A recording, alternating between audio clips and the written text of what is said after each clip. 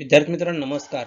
मी doctor Bharat L Gadakh, सहाय्यक प्राध्यापक, department of geography, KRT art, BH commerce, AM science, popularly known as a KTHM college. विद्यार्थी मित्रांनो, सर्वप्रथम आजच्या तासिकेमध्ये मी तुमचे सरचे स्वागत करीत आहेत. आपण GG 220A geography of Maharashtra म्हणजेच महाराष्ट्राचा भूगोल हा मधील चॅप्टर नंबर 4 रिसोर्सेस किंवा साधन संपदा त्यामधील फॉरेस्ट रिसोर्सेस हा टॉपिक आपण बघत आलो आहोत. या टॉपिकमध्ये बघत असताना विद्यार्थी मित्रांनो, मागील तासिकाविषयी आपण थोडासा मागोवा घेणं गरजेचं वाटतं. म्हणजेच वनसंपदा म्हणजे काय किंवा फॉरेस्ट रिसोर्सेस म्हणजे काय याचाही आपण विचार करणं भाग आहे. तर मागील तासिकेला आपण विचार करत आलो की वनसंपदा ही दुसरी महत्वाची संपदा म्हणून सर्व सजीव सृष्टीला किंवा मानवाच्या आर्थिक विकासासाठी अतिशय महत्वाची मानली गेली आहेत.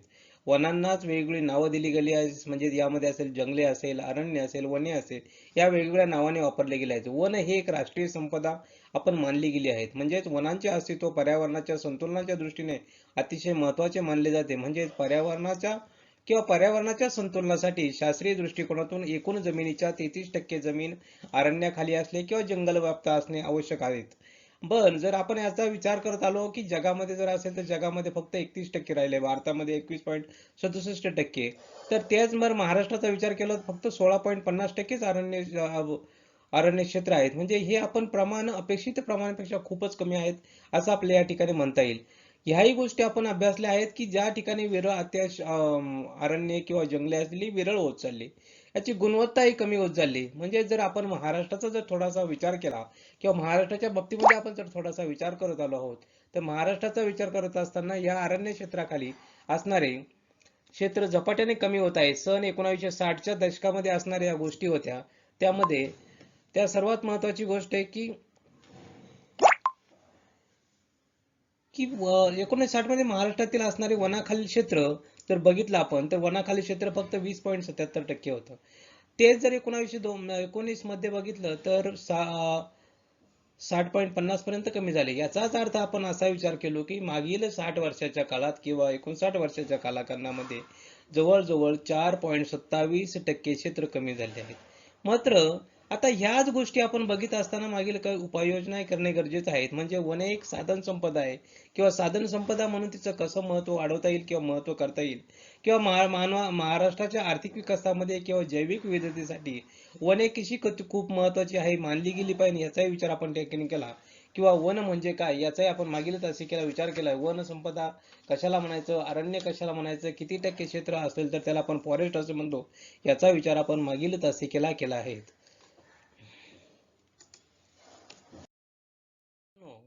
साधन विद्यार्थी मित्रांनो, आपण साधन संपदेमध्ये बघत आलो आहे वनसंपदा किंवा साधन संपदेमध्ये मागील तासिकेला बघितलं की वॉटर रिसोर्सेस किंवा जल साधन संपदा. आता आपल्याला बघायचं आहे की वन साधन संपदा म्हणजे काय, की वन हे एक साधन संपदा कशी आहे, वन साधन संपदेमध्ये नेमकं काय अर्थ घेतला पाहिजे किंवा साधन संपदा कशी होणार आहे किंवा साधन संपदेचे उपयोग काय, त्याची आवश्यकता काय, ह्या प्रत्येक गोष्टी आपल्याला साधन संपदा म्हणून किंवा वन हे एक फॉरेस्ट एक रिसोर्सेस का मानलं गेलं आहे याचाही आपल्याला आजच्या तासिकेमध्ये विचार करणार आहोत. यामध्ये आपण विचार करत असताना की या गोष्टी आपण सांगत असताना की वनामध्ये असणाऱ्या गोष्टी असतील, वनामध्ये असणारे झाडेझुडपे असतील किंवा वनामध्ये असणाऱ्या मानवाची गरज पूर्ण करण्याची ताकद असेल, या गोष्टींचा आपल्याला आजच्या तासिकेमध्ये मागोवा घ्यायचा आहे. म्हणजे थोडक्यात आपण असा विचार करू की वन ही एक साधन संपदा, वन ही साधन संपदा कशी आहेत याचा आजच्या तासिकेला आपण विचार करणार आहोत. विद्यार्थी मित्रांनो, की वनांना आपण एक साधन संपदा म्हणतो कारण का, तर त्याचं महत्वाचं गोष्ट आहे की वनामध्ये मानवाच्या अन्न, वस्त्र व निवारा या गरजा पूर्ण करण्याची ताकद आहे. म्हणजेच अन्न, वस्त्र, निवारा ह्या ज्या गरजा आहे, ह्या मूलभूत ज्या गरजा आहे मानवाच्या, त्या कोण पूर्ण करू शकतो, तर फक्त वन किंवा फॉरेस्टच पूर्ण करू शकतो. म्हणून आपण त्यांना साधन संपदा असं म्हणण्यास काही हरकत नाही.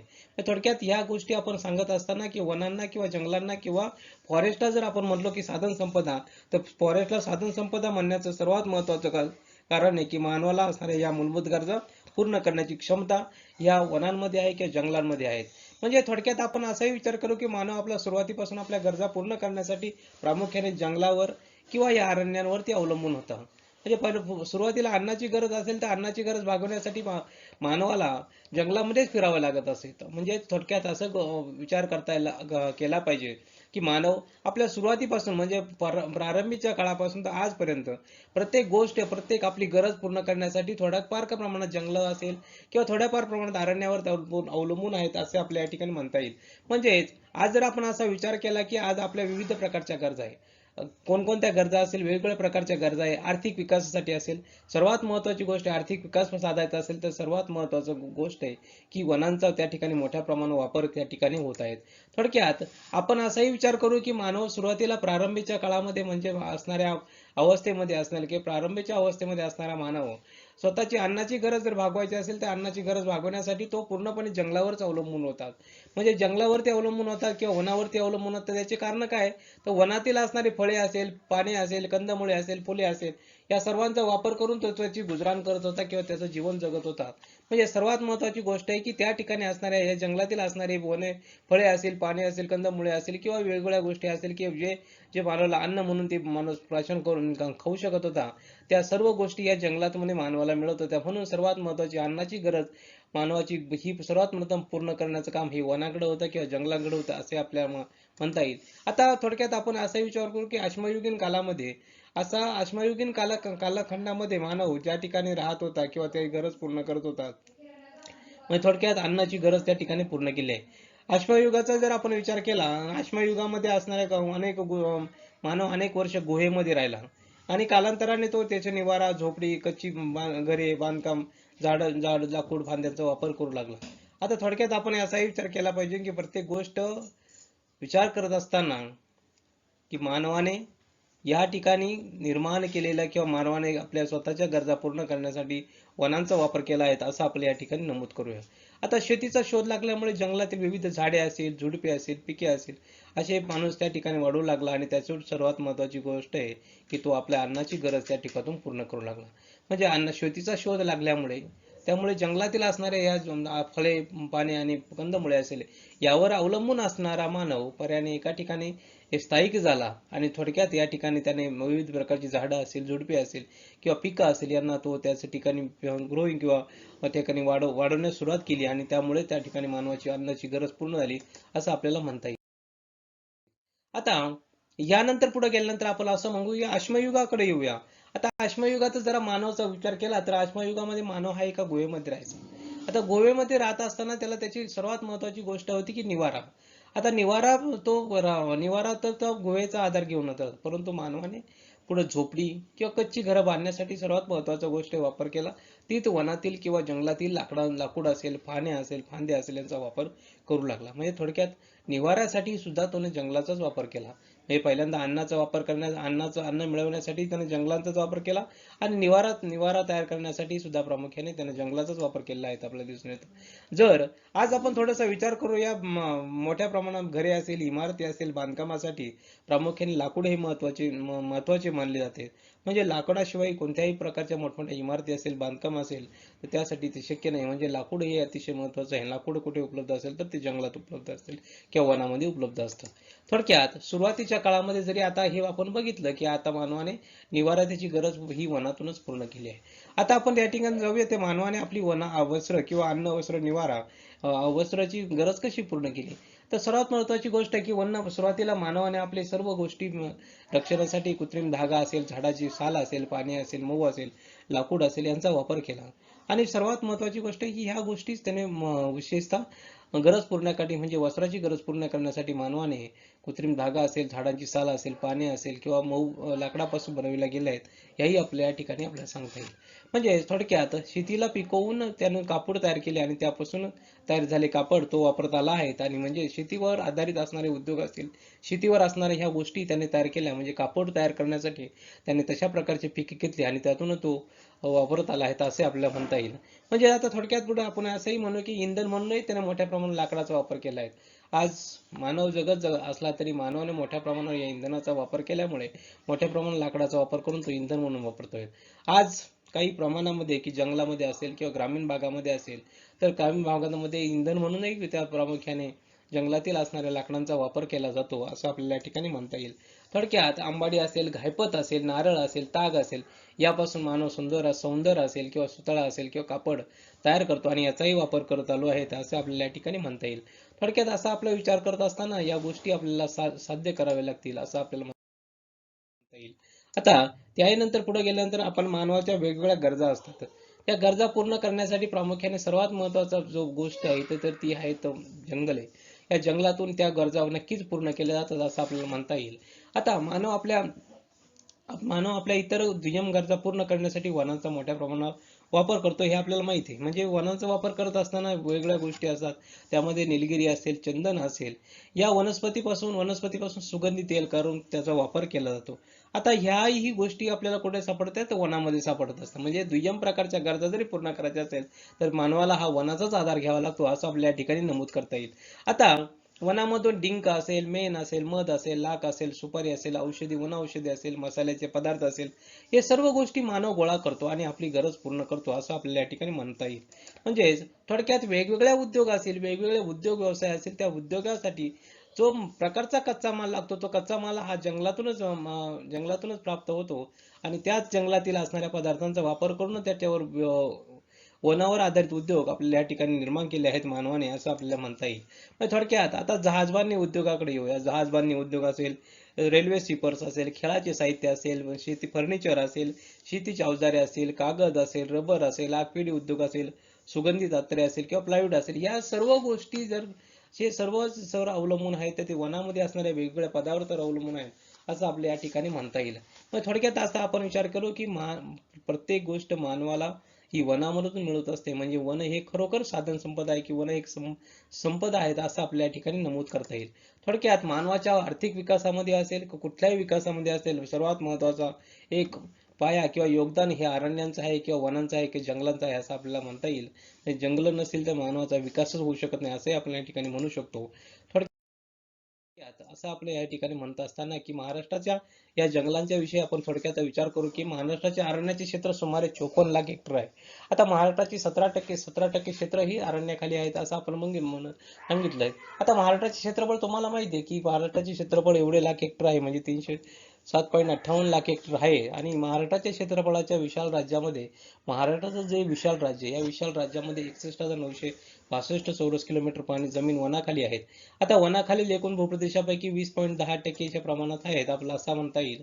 आता भारतातील महाराष्ट्राच्या वनक्षेत्राचं जर प्रमाण केलं तर ते फक्त 8% असं आपण म्हणू शकतो.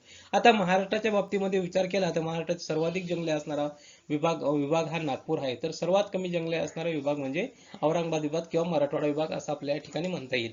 आता सर्वात महत्त्वाची जंगले असणारा जिल्हा कोणता असेल तर तो गडचिरोली जिल्हा आहे असं आपण या ठिकाणी म्हणूया.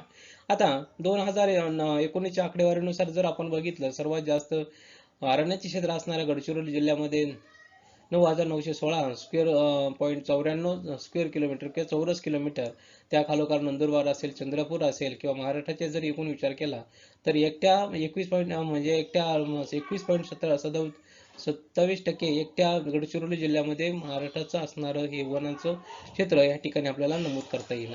आता थोडक्यात या ठिकाणी तुम्हाला दिलंय की या ठिकाणी असणाऱ्या प्रत्येक जिल्ह्यामध्ये असणारा प्रत्येक जिल्हा महाराष्ट्रातील असणारे जिल्हे असतील त्या जिल्ह्यांचा फॉरेस्ट एरिया किती आणि फॉरेस्ट एरियापैकी किती पर्सेंटेज म्हणजे त्या असणाऱ्या क्षेत्रफळाशी किती पर्सेंटेज.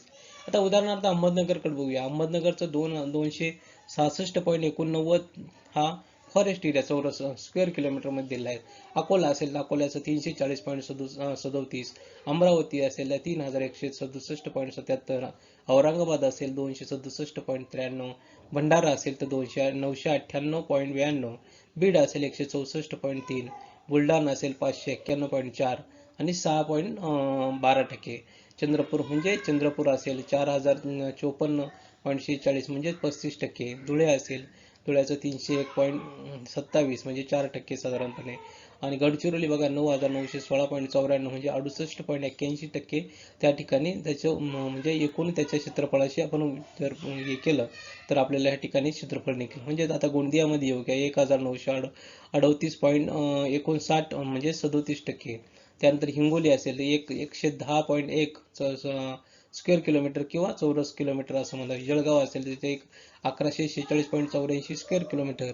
त्यानंतर जालन्यामध्ये गेलो तर जालन्यामध्ये 36.48, कोल्हापूरला गेलो तर 1786.32 स्क्वेअर किलोमीटर, लातूरला आलो तर 13.2 स्क्वेअर किलोमीटर, मुंबईला फक्त 3 स्क्वेअर किलोमीटर, तर मुंबईचं बार्बरमध्ये 139.86 स्क्वेअर किलोमीटर.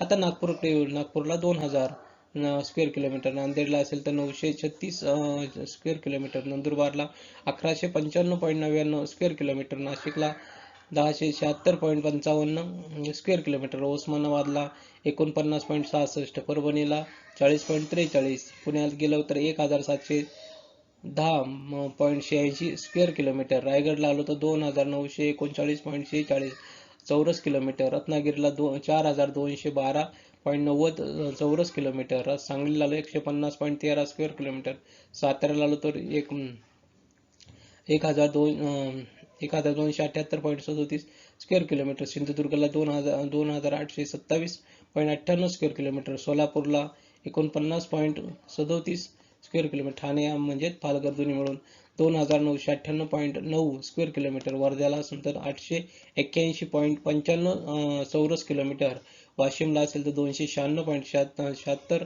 76 किलोमीटर, यवतमाळला असेल तर 2607.32 स्क्वेअर किलोमीटर. आता याचा प्रत्येकाचा जर आपण त्याच्या असणाऱ्या एरिया आणि असणारा फॉरेस्ट एरियाशी जर कंपॅरिझन केलं तर सर्वात जास्त असणाऱ्या गडचिरोली जिल्ह्यामध्ये 68.81 स्क्वेअर किलोमीटर एरिया आपल्याला त्या ठिकाणी दिसत असतो. तर थोडक्यात ह्याही गोष्टीचा आपण विचार करत आलो आहोत की प्रत्येक गोष्ट अभ्यासत असताना किंवा प्रत्येक गोष्टीचा संभाषण करत असताना किंवा प्रत्येक गोष्टी मानत असताना या ठिकाणी सर्वात जास्त असणारं हे गडचिरोली जिल्हा आणि त्या गडचिरोली जिल्ह्यामध्ये प्रामुख्याने आपल्याला असणारी ही साधन संपदा आपल्याला या ठिकाणी म्हणता येईल. म्हणजे थोडक्यात आपण जर या तक्त्याचं निरीक्षण केलं, या तक्त्याचं निरीक्षण केल्यानंतर असं आपल्याला अनुभवता येईल की म्हणता येईल की महाराष्ट्रातील जिल्ह्यातील प्रत्येक जिल्ह्याच्या एकूण क्षेत्रपैकी असलेल्या अरण्याखालील क्षेत्रामध्ये खूपच विषमता आहेत आपल्याला असं बघता येईल. जर आपण पर्यावरण संतुलनाचा विचार केला की अपेक्षित क्षेत्रापैकी कमीत कमी 33% भाग हा जास्त अरण्य क्षेत्र फक्त 8 जिल्ह्यामध्ये आहेत असं आपल्याला म्हणता येईल. आता यात चंद्रपूर, गोंदिया, रायगड, ठाणे, पालघर, गडचिरोली, रत्नागिरी व सिंधुदुर्ग जिल्ह्याचा समावेश होतो. आता या थोडे क्षेत्रात समाधानकारक गोष्ट आहेत असं आपल्याला म्हणता येईल. पण खूपच कमी म्हणजे जर जालना बघितला असतं तर क्षेत्रफळापैकी 11% भागापेक्षा कमी क्षेत्र जवळपास 19% आहेत. यात जालना असेल, लातूर असेल, उस्मानाबाद असेल, परभणी असेल, सोलापूर या जिल्ह्यामध्ये फक्त 1% पेक्षाही कमी आहेत. म्हणजे आता तर अहमदनगरवर या, बीड असेल, धुळे असेल, हिंगोली, मुंबई शहर असेल, सांगली या जिल्ह्यांमध्ये अरण्याखालील क्षेत्र फक्त 1 ते 5% दरम्यान आहेत. यामुळे हे सर्व जिल्हे पर्यावरणाच्या संतुलनाच्या दृष्टीने काळजी करण्यासारखे आहेत. आता यामुळे या सर्वच जिल्ह्यांमध्ये वृक्षारोपणाद्वारे स्थानिक हवामान असेल, मृदा असेल व पाणी असेल उपलब्धता लक्षात घेऊन वनक्षेत्र वाढवणे गरजेचे आहेत. बुलढाणा, औरंगाबाद असेल, अकोला, जळगाव, नाशिक, वाशिम, नांदेड येथील अरण्याखालील क्षेत्र हे 5 ते 10% दरम्यान आहेत. आता जर आपण नागपूर किंवा नंदुरबारकडे गेलो किंवा सातारा, वर्धा व यवतमाळ या जिल्ह्यामध्ये जर गेलो तर साधारणपणे आपण विचार करूया की हे क्षेत्र जर बघत असताना 11 ते 22% दरम्यान आढळून येते. आता यामुळे या क्षेत्रातील वृक्षतोडीवर नियंत्रण आणणे गरजेचे आहे. थोडक्यात या असलेल्या अरण्याचे संरक्षण करणे व ती अरण्याखालील क्षेत्र कसे वाढवता येईल याचाही प्रयत्न करणे गरजेचे आहे असं वाटतं.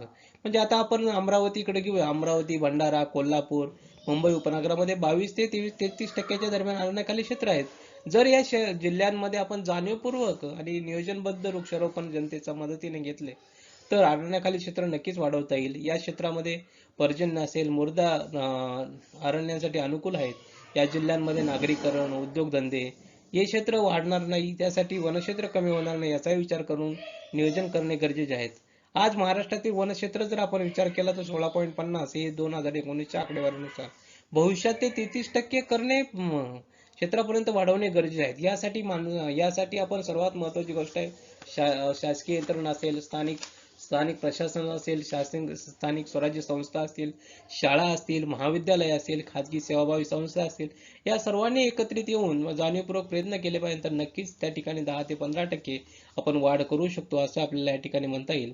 थोडक्यात असणाऱ्या या या जंगलाविषयी असणाऱ्या महाराष्ट्रामध्ये असणाऱ्या या प्रत्येक जिल्ह्याचं असणारं क्षेत्र एरिया असेल, किती फॉरेस्ट एरिया त्याने कव्हर केला आहे त्याचा आपण या ठिकाणी विचार केलेला आहे.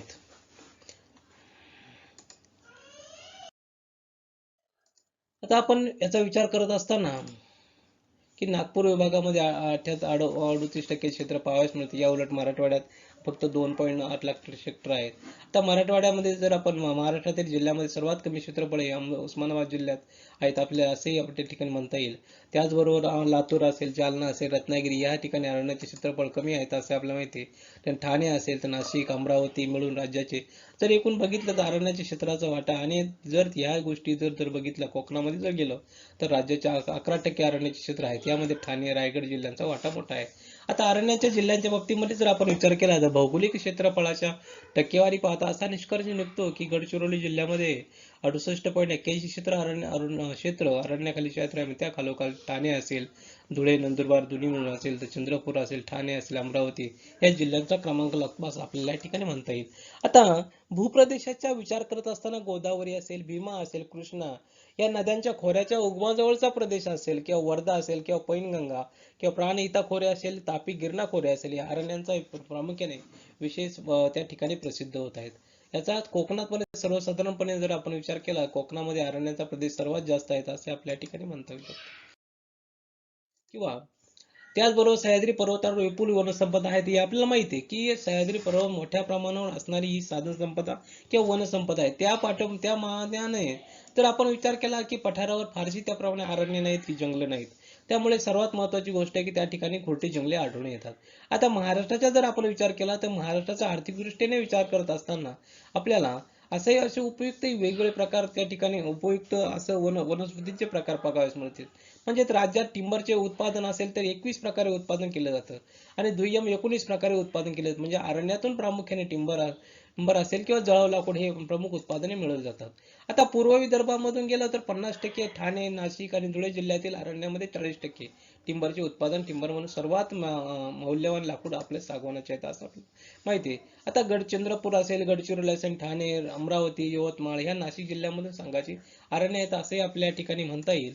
आता ही अरण्य दख्खनच्या लाव्हा प्रदेशामध्ये नीस असेल, ग्रेनाइट आणि शिस्ट यासारख्या स्फटिकमय खडकावरती येत असला त्याचा नक्कीच फायदा होतो. आता शिसव असेल, हाल्ड असेल, कलम असेल, खैर असेल, बिजसाल असेल, वृक्षापासून कठीण असे लाकूड या ठिकाणी मिळते म्हणून त्याचाही त्या ठिकाणी उपयोग केला गेला पाहिजे. आता या सर्वांचा उपयोग जर आपण बघितला वेगवेगळ्या प्रकारचे लाकूड असेल, वेगवेगळ्या प्रकारचं लाकूड असल्या त्याचा उपयोग प्रामुख्याने बांधकाम असेल, शेतीचे हत्यार असेल, फर्निचरसाठी होतो. त्यानंतर बाबूळ असेल, खैर असेल, हिरडा असेल, जांभूळ असेल ह्या वृक्षांपासून प्रामुख्याने वृक्षापासून जळाऊ लाकूड मिळते असं आपल्या या ठिकाणी म्हणता येईल. आता यानंतर पुढे गेल्यानंतर आपल्याला की राष्ट्रीय उद्यान असेल किंवा अभयारण्य असेल हे महाराष्ट्रातील अरण्य वृक्षाप्रमाणेच पशुपक्ष्यांना देखील वास्तव्यासाठी अतिशय महत्वाचे आहेत असं आपल्या या ठिकाणी म्हणू शकतो. तर थोडक्यात असा आपण विचार करूया की वन्य प्राण्यांच्या रक्षणासाठी अभयारण्य असेल किंवा राष्ट्रीय उद्याने उभारले जातात आणि त्या सर्वात महत्वाची गोष्ट आहे ते ही जंगलामध्येच उभारले जातात. म्हणजे जंगल हे किती महत्वाचं आहे किंवा वन किती महत्वाचे, अरण्य किती महत्वाची ह्या ठिकाणी आपल्याला म्हणता येईल. म्हणजे त्या ठिकाणी सर्वात महत्वाची गोष्ट आहे की त्या वन्य प्राण्यांची शिकार करण्यामध्ये बंदी घालणे, तिथे आढळणाऱ्या वृक्षांची काळजी घेणे ह्याही गोष्टी सर्वात महत्वाच्या गोष्टी आहेत. तर केल्या तर नक्कीच त्याचा फायदा होऊ शकतो असं आपल्या ठिकाणी म्हणावं लागतं. अशा प्रकारे विद्यार्थी मित्रांनो आज आपण वन ही एक साधन संपदा कशी आहे त्या साधन संपदा किंवा महाराष्ट्रामध्ये असणाऱ्या प्रत्येक जिल्ह्यामध्ये असणारं त्याचं एकूण क्षेत्रफळाची गुणोत्तर अशी किती प्रमाणामध्ये त्या ठिकाणी वनाखाली क्षेत्र आहे त्याचाही आपण आजच्या तासिकेला मागोवा घेतला की कोणत्या जिल्ह्यामध्ये कमी, कोणत्या जिल्ह्यामध्ये सर्वात जास्त आहे याचाही आपण ह्या ठिकाणी विचार केला आहे. विद्यार्थी मित्रांनो या तासिकेविषयी कोणाच्या मनात काही शंका, प्रश्न निर्माण झाले असतील तर या ठिकाणी माझा ईमेल आयडी दिलाय. त्या ईमेलवरती आपण नक्कीच मला मेल करू शकता किंवा प्रश्न विचारू शकता हे आपण या ठिकाणी नमूद करूया. विद्यार्थी मित्रांनो पुढील तासिकेला आपण बघणार आहोत की वनसंपदेचे पर्यावरणीय महत्त्व काय आणि वनसंपदेचे पर्यावरणीय महत्त्व असेल किंवा अप्रत्यक्ष उपयोग मानवाला कशा प्रकारे होतो याचा पुढील तासिकेला मागोवा घेणार आहोत. तोपर्यंत धन्यवाद. Thank you very much.